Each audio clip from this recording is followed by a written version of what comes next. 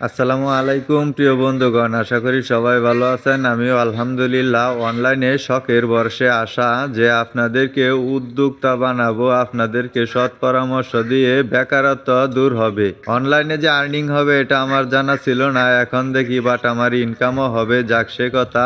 আপনারা যারা হাঁস লালন পালন করেন, আপনাদের হাঁসের 5 থেকে 4 মাস বয়স হয়ে গেছে, আপনাদের হাঁসে ডিম দিতেছে না। যারা ডিমওয়ালা হাঁস ক্রয় করে নিয়ে এসেছেন, এখন আর আপনার হাঁসে ডিম দিতেছে না, তাদেরকে বলবো আপনারা আপনাদের খামারে ডিমের প্রতি নজর দেওয়ার আগে আগে আপনাদের হাঁসের প্রতি নজর দেন, আপনাদের হাঁস কি ঠিক আছে কিনা। স্বাভাবিকভাবে সমস্ত প্রাণীকেই কৃমিনাশক ডোজ দিতে হয়। আপনার হাঁসকে কি কখনো কৃমিনাশক ডোজ দিয়েছেন?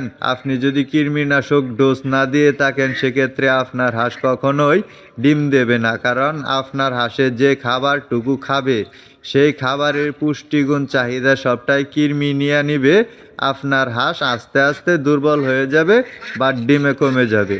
সেজন্য আপনি প্রথমত আগে আপনার হাঁসকে কৃমিনাশক ওষুধ দিবেন, তারপর লিভার টনিক দিবেন, জিঙ্ক দিবেন, ক্যালসিয়াম দিবেন। তারপর আপনি লেয়ার ফিড যেটা আছে ডিমের জন্য, ওইটা ক্রয় করে নিয়ে আসবেন। আমি সেক্ষেত্রে আপনাদেরকে সাজেস্ট করব আপনারা সিপি খাদ্যটা আনবেন। তাই বলে সিপি কোম্পানির দালালি নেই নাই, সিপি খাদ্যটা আনবেন। সিপি খাদ্যটা একটু মোটা, সেক্ষেত্রে হাঁসের জন্য অনেকটা ভালো হবে।